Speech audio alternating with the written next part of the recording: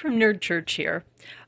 Today's live stream is not going to be about the history of the papacy, simply because as I was preparing that video, I realized that there is a whole lot about 18th and 19th century Italian politics that I do not know because my training is in 19th century American history, not 19th century European history. So I've got a lot of reading to do. But I wanted to give a quick update so that people would know kind of what was going on in the papacy in the 19th century that led to what we have today, where ultimately we're in a situation where the Pope, like it or hate it, is sort of the ultimate celebrity influencer. Because now in the 21st century, we're at a point where the Pope has realized that his power doesn't come from military might. His power doesn't come from owning land. His power doesn't even come from having a lot of money. Because ultimately, yeah, you could theoretically sell the ceiling of the Sistine Chapel to a multi-billionaire in the UAE, but they still got to keep it somewhere. And ultimately, a lot of the Vatican's wealth is basically because the Catholic Church has one of the largest holdings of rare books on religion and religious art in the entire world. Because guess what? We either bought it, commissioned it, or stole it, and the stolen stuff is being given back.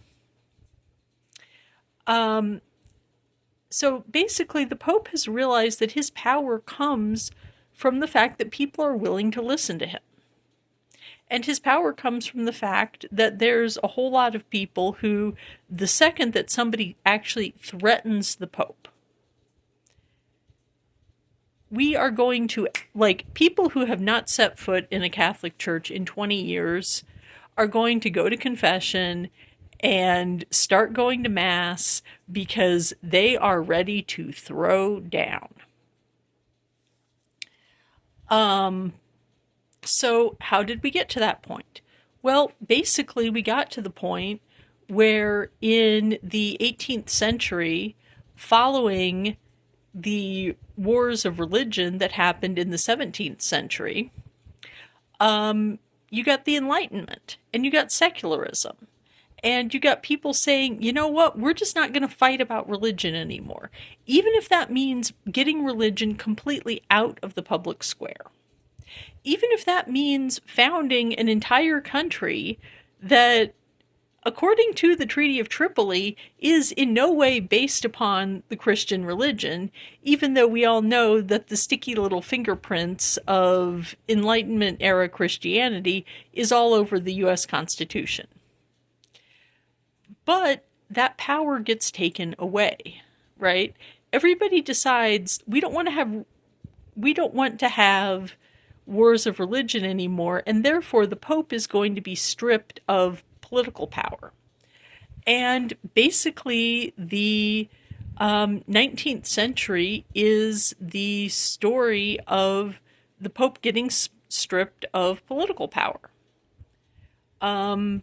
Vatican City goes down to being the smallest country in the world, whereas the Papal States were a pretty good swath of prime farmland right in the center of Italy. That made a lot of money. Now that money has to come from donations. So basically, you end up with a situation where by the end of the 19th century, the Pope doesn't have land, the Pope doesn't have an army. What the Pope has is the power of moral suasion. And essentially you end up with Pope Leo XIII is really the first Pope who realizes that the influence of the Catholic Church, the future of the Catholic Church, is going to be stepping forward and engaging with ideas. Ideas like communism, ideas like socialism, ideas like text critical scholarship, and basically doing the same thing with Marx that Thomas Aquinas did with Aristotle, which is read the book, pull out the good part, baptize the good part, give it a new name, in this case, Catholic social teaching, and create a system of welfare and taking care of people that respects dignity, understands how to deal with capitalism, and is distinctively and definitely Catholic. And that is the intellectual tradition that Pope Leo XIV is heir to. The idea that the power of the Pope comes from writing letters, from giving speeches, to making himself visible and getting his message out there, and being willing to at least talk and listen with literally just about everybody, and being willing to find allies wherever he can find allies. That was the policy that got started by Leo XIII. One of the tragedies of the 20th century is how less able popes basically continued Leo XIII's playbook. Unfortunately, they had to deal with some people in the early 20th century who were genuine monsters.